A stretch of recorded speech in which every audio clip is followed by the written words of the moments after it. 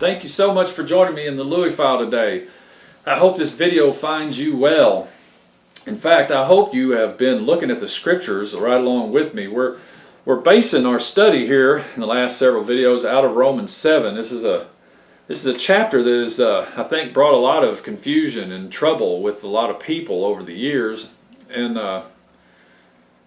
I don't know if what I'm saying is going to clear it all up or not, but I do hope that it helps you, it provokes you to thought, it provokes you to take a closer look at the verses that we're reading here, because the predominant view of Romans 7 that I've run across is the average person says it's depicting two natures, or it's telling us that we have two natures within us.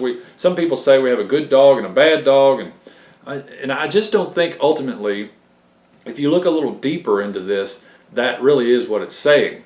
It's actually, I think, exposing sin in a way that is not seen quite so well right on the surface, but it is there. It's lurking underneath, or should I say, crouching. Romans 7, I've actually marked these in my Bible because I like to go back to these all the time, and I like to point these out to people. In Romans 7, let me just show you this real quick. Romans 7 verse 8 says to us that sin takes opportunity and produces. In Romans 7 verse 9, sin became alive. In verse 11, sin takes opportunity and deceived me.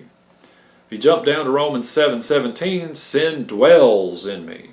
7:20, I'm no longer the one doing it, but sin which dwells in me. So the law, Paul says, was given to expose sin. It was there to show us what sin was, to shut our mouths, hold us accountable to God. The law was given so that the transgression would increase. So really what the law is it's like an x-ray or a searchlight or a mirror. It's there to show us a problem first. And then as we see that problem, and as in Romans 7, it looks like Paul is showing us what it looks like when he saw the problem, but he didn't really know the answer yet. He said, the thing I want to do, I don't do, and the very thing I don't want to do is what I keep doing. He says, I'm trying not to covet, but when I try not to covet, I just covet that much more. Oh my gosh, who will free me? Who will deliver me? See, the law is there to show us the problem, but it can't fix us. Only Jesus Christ can deliver us from this trouble. So what is sin in this instance? You know, the first 4 to 5 chapters of Romans, the letter deals with sins, S-I-N-S, very thoroughly. I mean, we've all committed sins. We're all guilty. I mean, it's a grim picture. There's murders and thefts and adulteries, mouths full of cursing, feet swift to shed blood, no fear of God before their eyes. Wow, their throat's an open grave. It's a very dark picture that Paul paints, and rightly so. But in Romans 5, I think it's starting around verse 12, all of a sudden the focus turns from sins, S-I-N-S plural, like behaviors, deeds, to all of a sudden sin. Romans 5:12 says, therefore, just as through one man sin entered into the world, and death through sin, and so death passed to all men because all sinned. Oh my gosh, so sin is introduced all of a sudden. It's singular. And then you start to see that it has behaviors, it's active. Romans 5:21 says sin reigned in death.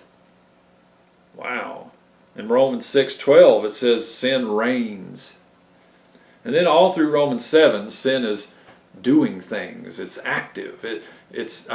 I heard it put this way, that sin is personified. So essentially what we have in Romans 1 through 5 or so, we have sins as in deeds, or should I say fruits.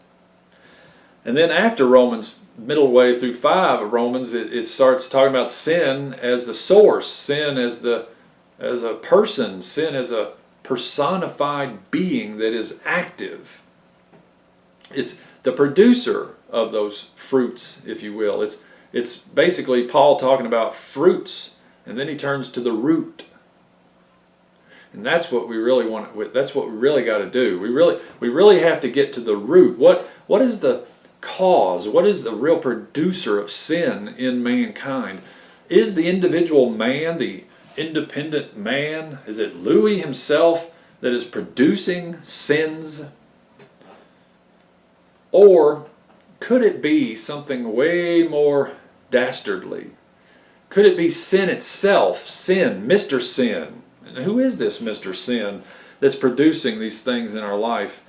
I think there's a few places we can look, but if you look in 1 John 4, verse 4, he says, "You are from God, little children, have overcome them, because greater is he who is in you than he is who is in the world." So we have very clearly two he's in this verse. We have a he in you and a he in the world. Now, he's talking to those from God. So the he in you is a capital H-E, which is God himself. So God is in the believer, and this other he, this little h-e, who's in the world is in the unbeliever. Right? It's in the world. I mean, he goes on to say, they are from the world, therefore they speak as from the world, and the world listens to them. We are from God. He who knows God listens to us. He who is not from God does not listen to us. By this we know, the spirit of truth and the spirit of error.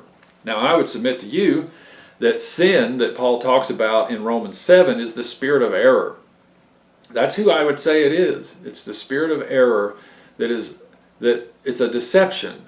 You know, elsewhere in the Bible, he's called the God of this age, the prince of the power of the air, the one who operates, the spirit who is now operating in the sons of disobedience, according to Ephesians 2.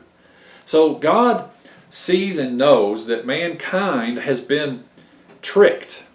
Way back at the garden, they bit into a lie of independence.